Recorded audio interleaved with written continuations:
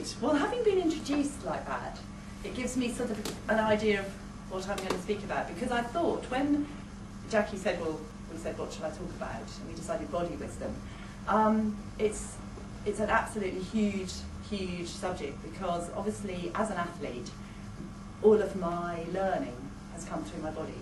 And I think I'm going to stand up actually. I feel it's changed. That's okay. I feel more comfortable. So I think my entire life has been essentially about research, because as Jackie was saying about the book, I wrote my book 3 years ago because essentially from a little girl I wanted to run, and that was all I wanted to do. And I knew I wanted to run. And when I was 6 years old, I used to get my father to time me around the garden, and I'd, I want to beat my time. And that was all from inside me. I just wanted to see what I could do. So I wanted to stretch myself, and I wanted to discover. And I think that in the body is the whole of the universe. And everything that we need to know is inside our body, every single thing. And that's inside every single one of us. And I discovered that, I knew that when I was a little girl. And I knew running around the garden, I can remember the feeling now, and I'm 51 now, and that's however many years that is ago. So at 6 years old, I remember tearing around our garden, and I can remember the feeling of stretching myself, and my daddy stopping the stopwatch, and then wanting to try again, just to see if I could do it faster, to see what was possible. So right from really little, I thought that there was more inside me, always more inside me, and that we had limitless potential. And I thought, I knew that as a child, and I think all of us as children know that we can do absolutely anything. And we know that we can reach the stars, and we know we can fly, and we know that if we want to be a dancer, we can be a dancer, and if we want to be a runner, we can be a runner. And I knew from a little girl I wanted to run for England, and I just decided that. I hadn't got anybody around me who had run at international level, but I decided I saw people on television, not that there was much television in those days, but I would watch people, and I would think, well, if they can do it, I can do it. And that's the thing that I knew as a child, and I think we all knew.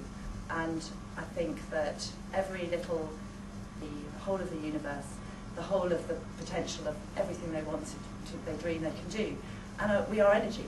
We're all energy. We're just pure energy. And energy should relax and contract.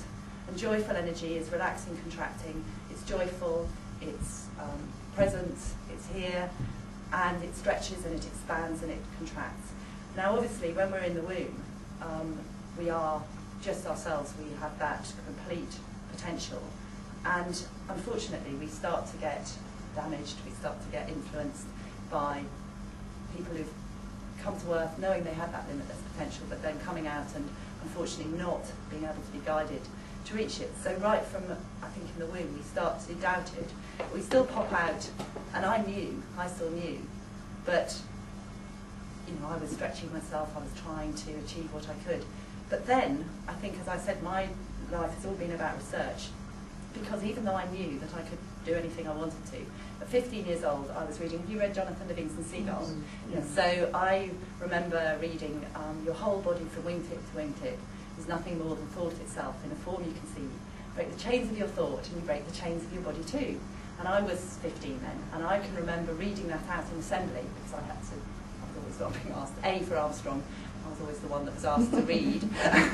And I knew then that I could do it. Now, interestingly, my life has been to know all that. I knew it all. It's we all know at the beginning, it's T.S. Eliot, at the beginning of all our, at the end of all, it's know what we knew at the beginning, and know it for the first time. And I did. I knew at that age that if you decide you want to do that, you can. That there may be a process towards it, but there is always a way. And we don't dream things we can't do. And however, I think that as I'm a teacher and a healer, I needed to get lost to have to find my way back. And I don't know if everybody has to do that, but I needed to. So when I was 16, my mother died. And then when I was 17, the guy who was coaching me, it was quite an abusive relationship. And also my dad was a good man, but he was born in 1912, and he was, he mauled the child, and actually he believed that I was supposed to be a winner, and so there was a lot of pressure put on me, and it was a lot of his conditioning. And I had this relationship with my coach, which was very unhealthy, and I lost the support of my mother. And my father used to say to me, "Darling, I'm expecting you to win." And my mother used to say, "Darling, I don't mind if you come last." So I had this paradigm of kind of, the exact opposites, which I was running on Sunday, because I ran in a race in Riga on Sunday, and because now I run and I write for a magazine, so I go away once a month and I run a race and I write about it, and I write from a perspective of meditation on the move, because now my running is full circle. I'm being able to run in a way that I knew when I was 15, lost my way, and now I can run in the step.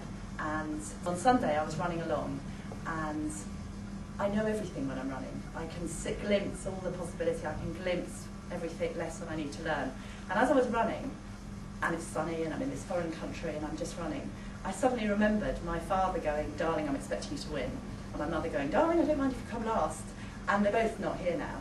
And I realised that I had managed to settle that in the middle of me, and that now I'm able to run and run and win my own race. So I do win my own race, and I think that's what our life is all about. It's about winning our own race.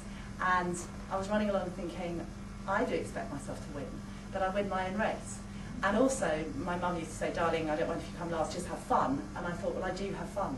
And I run with such joy, and I love it.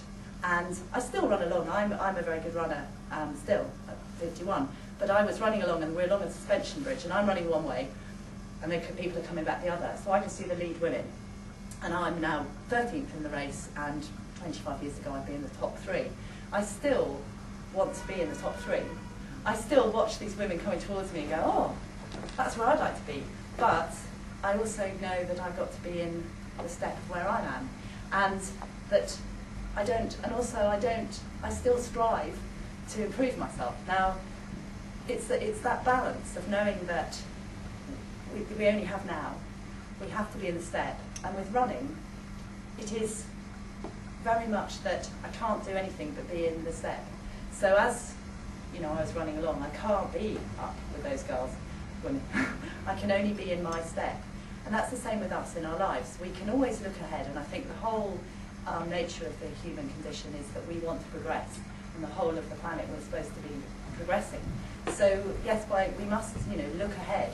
And sport's a great metaphor, because competition, the Latin for competition is competere, and that's to seek. And really, I think that in competition, it's a real metaphor for using our competitors to stretch us. So we're in partnership with our competitors.